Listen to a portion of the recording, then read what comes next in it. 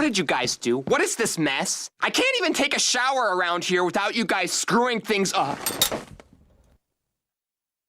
Kids movies. We've all watched them. I am convinced that there is not a single person on this earth who has not seen at least one sort of kids film. And it doesn't even just stop at films. There are kids shows, books, and even games that I am convinced that people over the 18 would find as a guilty pleasure.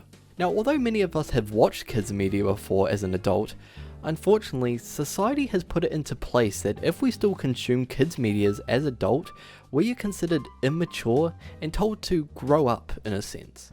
Now, this is a very humbling conversation to have because it really puts into perspective just how much time has passed since we first consumed our first lot of kids movies or media. For me personally, the first kids movie I remember watching vividly was Toy Story 3, released in 2010. And since that time, 14 years has passed and I'm now 19. And I still watch Toy Story 3.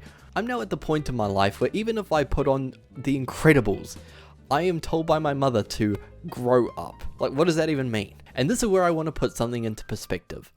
Kids media is not just for kids. It can be enjoyed by adults.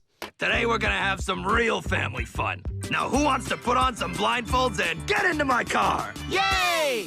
Wait, what? Now that statement I just made isn't necessarily true. I mean, if you go onto YouTube right now, there is no way anyone over the age of 5 is still watching Cocomelon for the plot. However, I want to focus on something a bit more particular in the kids media space, and that is the use of adult jokes and why they are so important. Rada, rada, rada, rada, rada, rada, rada, rada, rada, rada, rada, rada, rada. Oh my, Schnitzel! You're a naughty, naughty boy. Yo! Whoa! Now, most of us will be familiar with what adult jokes are. I mean, the explanation is literally in the name, but to give a brief explanation, adult jokes are what are commonly used in kids media for any adult consuming that content to point and laugh at the screen. Why it's coined the term of adult joke though, is because when the joke is made, kids most likely won't understand the innuendos that the joke is implying, hence being called an adult joke. And this term is used for kids media specifically, because let's say if the same joke was made in a more mature show such as The Office, it would just be classified as a joke, since that show is made for more mature audiences. And this is what makes this type of humor so remarkable in kids media, because it shows that adults are able to watch these sort of things and appreciate the time and effort it took for it to be made. But you still may not be convinced. I mean, you might be thinking, how on earth can kids media encapsulate the pinnacle of comedy that is adult jokes? Well, let me sit you down real quick, because we're going to watch a montage of some of my personal favorite adult jokes in some modern cartoons. Enjoy. She's 13 years old now. Oh, dang it! Well, I'm out of here. Goodbye, everyone.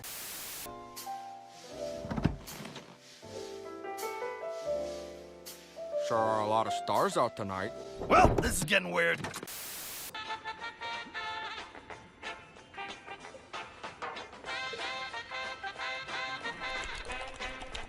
Gary! I was just looking for the sports channel, Gary. Now, although I have just given praise to adult jokes, as you might imagine, putting possibly suggestive or naughty jokes into kids media doesn't come without its controversies.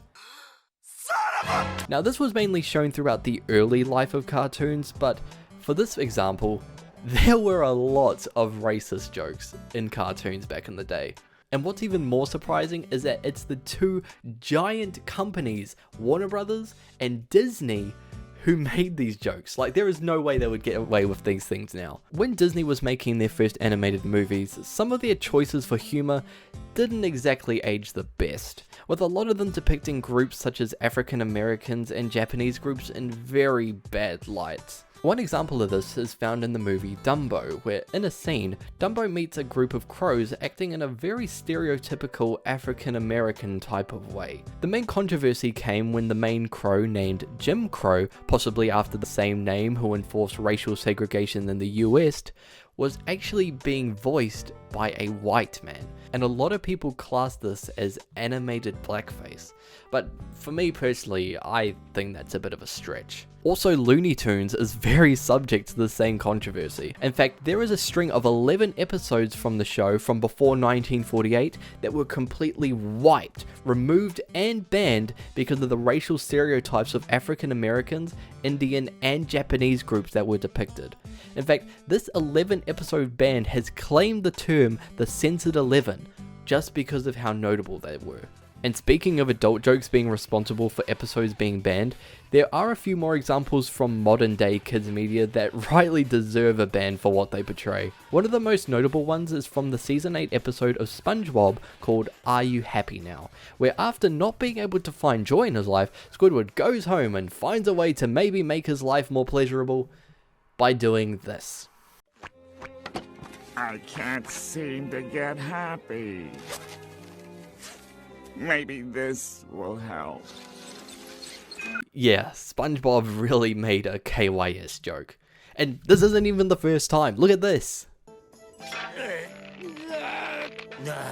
Someday, but not today. Look, I'm all for edgy jokes, right? But like in SpongeBob, come on now.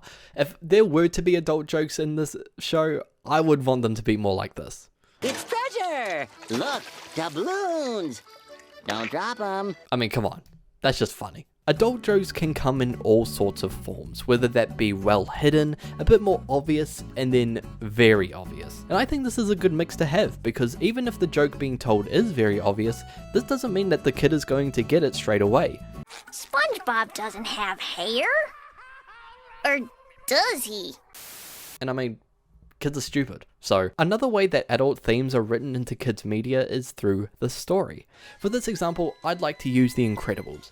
You remember how I told you that my mum would tell me to grow up whenever I watch this movie? I bet she won't be laughing after she hears this. If you're unaware, there is actually a very adult story that is being told behind all the capes and spandex. I'm going to focus on two scenes in particular. The first is when Mrs. Incredible finds the hair on Bob's suit and then proceeds to go answer the phone. When Bob insists on answering it, she also picks up the phone to hear a woman's voice. When confronting Bob about this, he plays it off as just work duty, which we know it is, but she doesn't know that. So when she meets him at the car, she meets him with a very worried demeanor on her face, emphasizing that she loves him. After a few superhero shenanigans, Helen finds out that Bob has been lying to her, and she goes on to become very emotional about it. Now, when watching this scene as a kid, you would just think that Helen is upset because she found out that Bob was lying to her about doing superhero work behind her back.